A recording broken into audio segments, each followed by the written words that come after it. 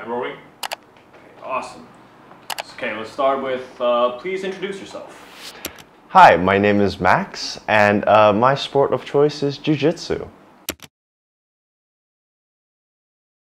Jiu-Jitsu means a lot to me, you know. It started off as just a hobby, it's just a sport, something to get into, to get myself fit and to learn how to defend myself. Eventually, it got much more than that. You know, as a sport, it teaches you, aside from the physicality, you know, it teaches you how to stay calm under pressure. It teaches you that you're going to see things that are quite difficult, quite hard, and quite uncomfortable. And it teaches you how to stay calm in those scenarios. I mean, it really helps you in life. And like, if I can stay calm while someone's trying to like choke me out, I can stay calm during a meeting. I can stay calm during, you know, other stuff in life that may come my way.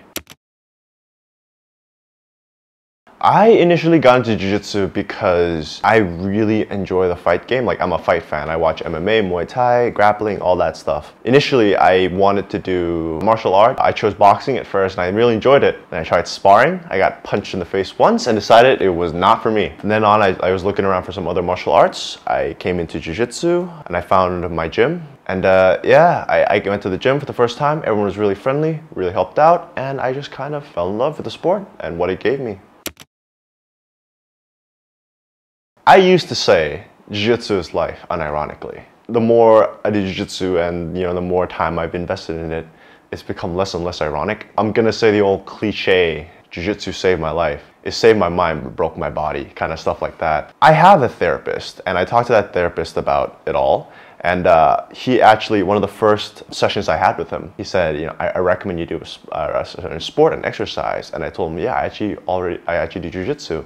And he was like, that's actually perfect. I was gonna suggest Jiu-Jitsu. To this day, it is the best therapy I've ever had. Jiu-Jitsu keeps me happy, Jiu-Jitsu keeps me active, and it keeps me focused. Without it, I'm sort of floundering. I don't know how to take care of myself. I don't know how to take care of my head, my mental state, my physical state and all that. Yeah, it's given me more than just what the sport represents. It's given more than just the skills to defend myself or fight somebody. It's given me life lessons, and I guess that's why, as a sport, you get people who never wanted to do anything physical or exercise-based before. But then once they get introduced to the community, I like to say the mindset of at least my gym, perhaps it's not all the gyms or not all the Jiu-Jitsu people out there, but once you get that mindset, it's just really, really supports you, keeps you happy, builds you back up, and teaches you a lot of lessons for you to be able to use in the rest of your life.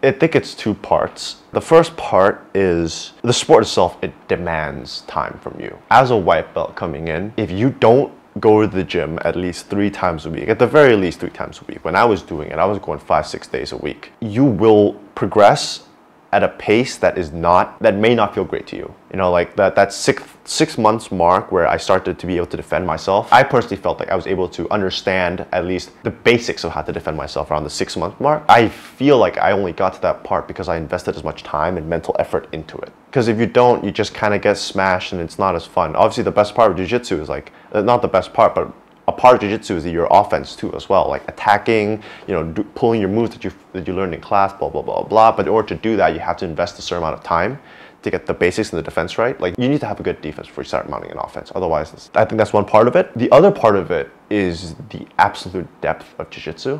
It's crazy how deep the game goes. The different positions, the different techniques, the grips, the points of control.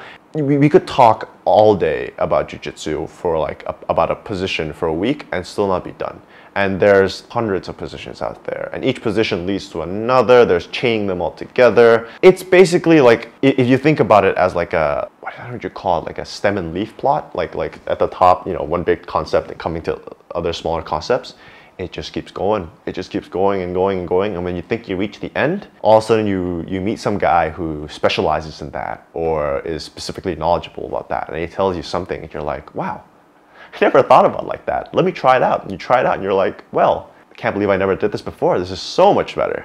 You know, you have those moments. And I've talked to like my coaches, you know, people who are much better than me, like brown belts, black belts and all that. And they say the same thing.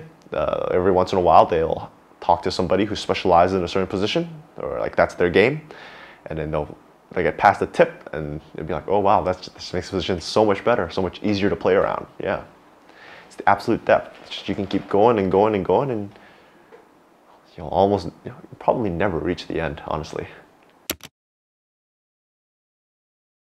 I guess like an extreme case, right? It's kind of the same feeling as two guys go into an MMA match. They, it goes to a decision, but during that fight, it was a dog fight. It was, they're slugging it out. You gain a certain respect for each other at the end of it. And it's even more so in the gym, especially when you're friends. And you guys aren't really trained to beat each other.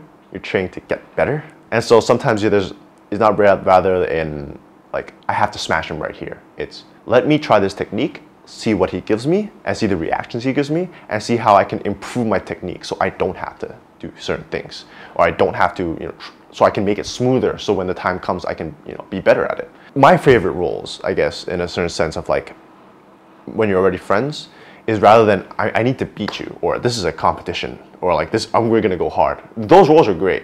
There's a time and space for them. But personally, my favorite ones are the ones that I'm rolling with friends, and it's the ones where we can trash talk a little bit while we're rolling. Like I have this one training partner who started after me, but he's been putting in the time and effort. He's been really good. And every time I roll with him, I have to be like, he gives me a lot of trouble nowadays, a lot of trouble. And whenever he makes something work, I always trash talk him. I was like, God damn it, you got me. I'm talking about you, Alan. You know who you are. Yeah, it's just stuff like that. Whenever he gets me with something, I'm not mad. I'm like, oh, God damn it, you got me with that. Look, I got to figure out how to deal with that. It doesn't say anything. It's just, we're all trying to help each other improve. We're all training together, we're training partners. Like, I don't want to beat my friend. I want him to be able to be competitive with me up until we get to like black belt in 10 years. Some stuff like that. Like I want to get there together with all my teammates, not just me standing at black belt looking around like, where did everybody else go?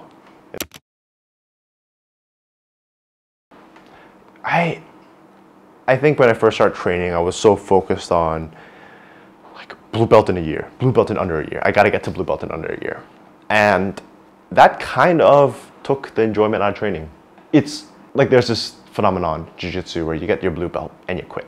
Because blue belt's been something that you work towards. You work towards the belt, not just your skill. Like we have a saying in my gym, I'm sure it's a pretty common saying. It's like, we don't chase belts, we chase skills, right? Like we train to train, we train to get better. Belts are like whatever. I mean, absolutely. Getting a new belt is a wonderful, wonderful thing. It's a really big boon to your confidence.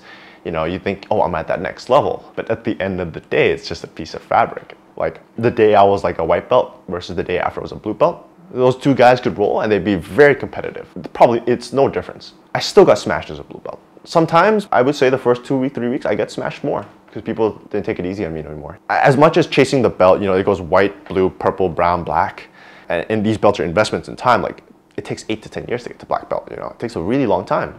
Blue belt is like, blue belt by itself is like a year to 2. And, the other belts are just in between there. They're more of, personally, the way I think you should approach the belts is that more like pats on the back rather than any kind of saying, I stepped up a skill level. Like, sure, you stepped up a skill level, but it's just a piece of fabric, That's all it is. It's a piece of fabric that feels great.